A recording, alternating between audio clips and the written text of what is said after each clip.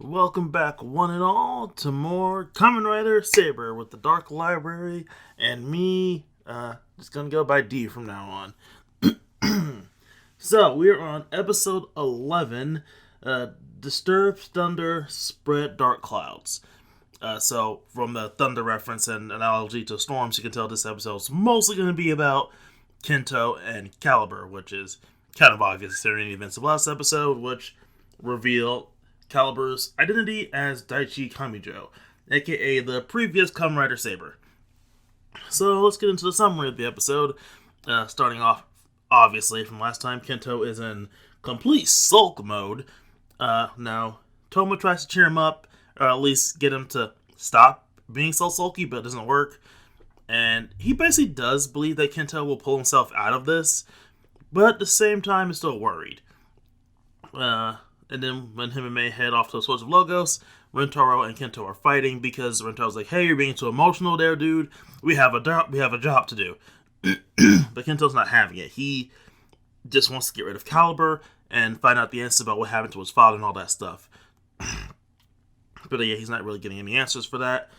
And meanwhile, the Megido are deciding to do another big attack. This time with some Goblin Megido. I don't know if there was specific reference to a certain fable or story, or if they're just standard goblins. Because, again, they are Goblin Megido, and they do some weird thing where they leave their victims, because they just poke people's foreheads and turn them into, like, red shadows. And I don't know if that's a reference to something or not. It probably is, and it's just going right over my head. Also, apparently, these are the first goblin-themed monsters that we've had in Rider, which feels kind of obvious in hindsight. Anyway, I mean, this is a season about fairy tales and whatnot, so of course we'd have to have a goblin. There's a Goblin Slayer joke in here somewhere. Anyway, so basically there's 6 locations, all at once, 6 goblins, so everyone heads out.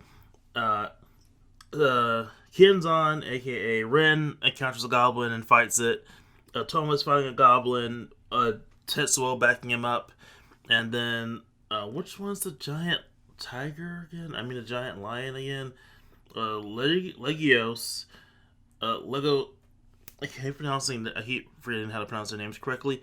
Legiliel, or whatever, the giant wolf one, shows up and fights against Tetsuo while Toma is dealing with a goblin.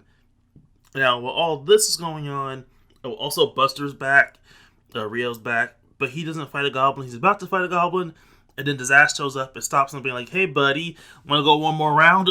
Basically, he's bored and wants to fight Buster, and a fight that I really wish we could have seen, but really didn't.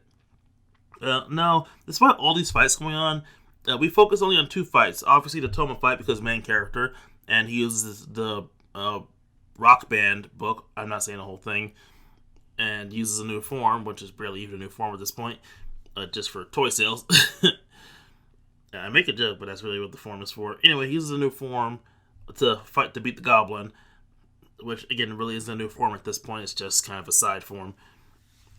So, yeah, that happens. So we focus on that fight, but then even just really the main bulk of the episode's fight takes place between Espada, Kento, and Calibur, Daichi. Because, basically, Kento goes off to try to find Calibur, because he knows whenever the Megido attack, Calibur will probably be close behind doing something. And fucking Rika decides to give him up a call and tell him, "Hey, buddy, I know where Calibur is if you want to fight him," making her extremely suspicious in whatever her end goal is. And they actually walk down an awkward moment because Sophia, she left HQ again, which is, again, a very bad idea for her. But before she leaves, she gives May a special key, which we don't know what the key does right now, but we'll probably figure out later. But anyway, May gets left behind in the base again. So Sophia talks with Daichi, and they have kind of a moment where she's basically trying to figure out, "Hey, buddy, what the hell?" And he really continues to play off the whole, "I have a mysterious reason for all my mysterious actions," trying to find the truth of everything. And it's like, okay, buddy, can you say it in simpler terms that isn't trying to be fucking obstinate? So yeah, Calibur is continuing to be kind of a pain in the butt with actually explaining what his plan is. So yeah, Kento shows up at the worst time and believes that Sophia and Calibur are working together for a moment. But quickly says, fuck all that, I'm going to beat this guy and then I'm going to have all the answers I need. And to his credit, when he does use his Wonder combo with all three of his books, he does manage to pull up a good fight against Calibur. Like, enough so that Calibur decides to say, fuck this noise, I'm going to use my new transformation. That's right, from last episode, if you remember, Calibur got himself a new book. The, what's it called? Jakku Dragon? No, that's his, the names are similar enough that it's so annoying to me. Because his original book is Jakku Dragon. And his new book is Jau Dragon. And I'm so annoyed by it. For reference, I think Jau Dragon translates to Tyrant Dragon. Don't quote me on that. But I think that is what the translation of the book is. Jau being tyrant. So what was Jakku translates into? I don't know. I don't speak Japanese. Anyway.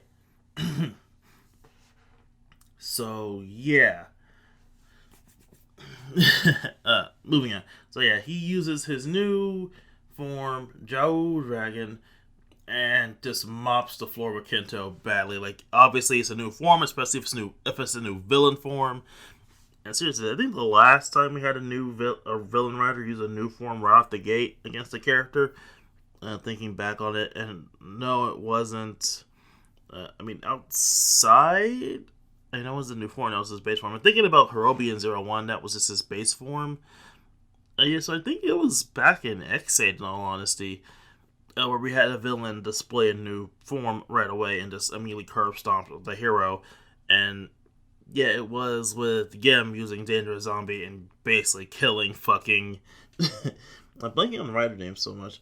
Killing, the bike. He killed the bike, yeah. So Daichi beats the fuck out, basically beats Kento's ass. And so when Kento's right about to get hit with the final blow, before the final blow was struck, Rin jumps into the way and takes the attack and is basically taken out. Like, he's not dead, at least I believe he's not dead, but he's critically injured. Also, early in the episode, Rentaro basically goes his whole spiel about, because Kento's like, what do you know about having your father betray you? And I was like, well, I don't know. I never had a dad or a mom. The swordsmen are my family because the guild adopted me and they raised me up to be a swordsman. And so he tells them while he's kind of sort of dying in Kento's arms, hey, we're more than just friends and allies. We're family, bro. And I could feel Vin Diesel's spirit in the background watching, giving his thumbs up. So yeah, Rentaro gets taken out, so he probably won't be important for the rest of this mini arc. But yeah, almost immediately after the goblins are slain, because only Rin and Toman take out the respective goblins, two pillars of light shoot up into the sky and claim that, we have wind and fire now. Now, I do want to mention earlier that the Megido were saying, hey, the six swordsmen are here now, and we can do the 6 book thing. At least, that's not what they said. That's me paraphrasing it. But basically, yeah, each book or each goblin is supposed to be taken out by a specific writer, or at least by another writer, so they can use all the elements of each of the books for something. Destroying the world, most likely, because Calibur says that the world's going to be destroyed soon. And Sophia is taken away by something. We don't know what took her, but she's disappeared. And yeah, so Sophia's gone. There are pillars of light that are going to destroy the world. Calibur is stronger than ever, and Rento's been taken out. I already said Rento's been taken out. So we're basically super screwed, and Kento has to figure out how the fuck we're gonna figure this shit out. So yeah, that's basically the plot summary. Ultimately, I have to say, the last few episodes of Saber have been lackluster to me, outside of just the fight scenes. I've always liked the fight scenes in Saber. Like, they're all really cool fight scenes. Now, this episode in particular, focusing only on the plot with Kento, Calibur, and Rentaro, it was honestly pretty good. At least in my personal opinion. Rintaro's whole spiel about, oh, how the guild raised me, like, it was kind of obvious where they were going with that, especially because he's the one pressing Kento to basically calm your jets, at least in a more aggressive way than anyone else's. Basically, it's sort of like that thing that One Piece characters do, where they basically have their whole life thing, and then they die.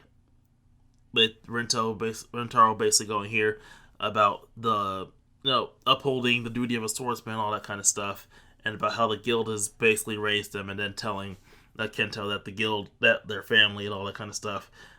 And angry Kento. Like, honestly, I'm kind of sick of angry Kento at this point. Like, I know he has two personality modes: supportive best friend and super duper angry about his dad. And hopefully next episode we'll finally be getting our answers about what exactly happened 15 years ago, because next episode's about the promise that they made, so I'm assuming Toma's going to get his memories back somehow. Like, he was starting to get his memories back at the end of this episode, but we don't know to the full extent of it, because it's taken him a while to get the full extent of his memories. Basically, it's going to be another Kento and Calibur episode. So Toma will basically be on the back burner, has to have the whole memory subplot. So that's kind of interesting, at least in a way that makes Toma feel kind of redundant. I'm mostly liking the whole Kento and Calibur plot right now. Toma feels kind of relevant to me. Not to say I don't like Toma. Again, I do like Toma as a character and as a main writer.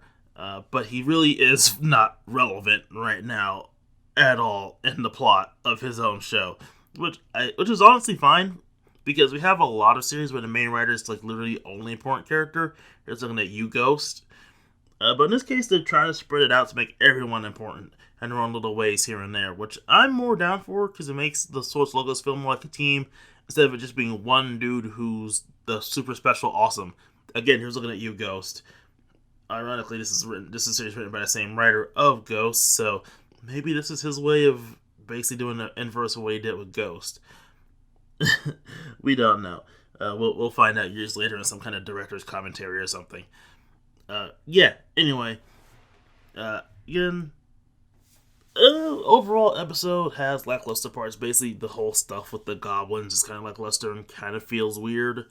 I do like the design. I do like the fact that they do the whole shadow poke thing, which can be nightmare fuel, because at first I thought they were just turning people into Tang for a second before I realized, oh no, wait, that's their shadow. They're not murdering people with the forehead flick, because that would have been terrifying. Especially considering the fact we get to see them pull up a good body count in the episode. So, hopefully those people aren't dead so they can come back. Again, the Megido are pretty back burner villains right now. They basically just serves the point of starting the fights, with Calibur being the main force of said fight. Especially now that he has his Jiao dragon powers now, which, again, I didn't mention this now, but I freaking love the Jiao dragon suit. It is such a cool suit. Probably one of the best suits in the series so far. And the series has had good suits, so maybe, the bar has been raised. Let's raise it again with the next suit, which will probably be Toma's suit. Anyway, we are also getting close to that Christmas episode, which, for those who don't know Kamen Rider, typically the Christmas episode is the episode in which either basically shit starts to go down. Shit's starting to go down right now, but it can be worse. So we might be in this arc for a while if this is supposed to tie into the Christmas episode. Because we are, in actuality,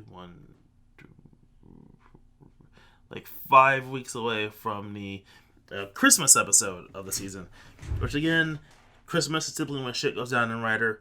So start your Kamen Rider death polls now, people. My money's on either Buster, Rentaro, or Kento at this point.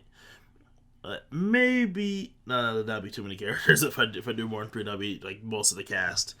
I mean, Sophia technically counts, but, that she doesn't transform, so I'm not counting her in the Kamen Rider death pool.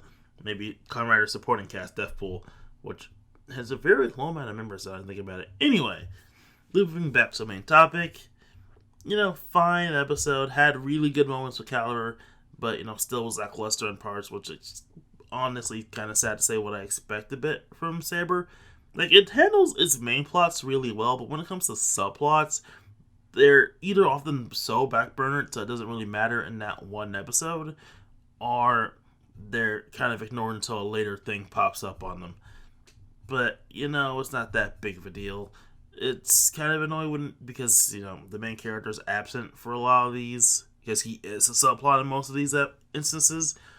But hey, as long as we can develop most of the other characters, and I'm kind of fine with it, in all honesty. So yeah, that is Kamen Rider Saber episode 11, and I'll see you guys next week for episode 12. Until then, everybody,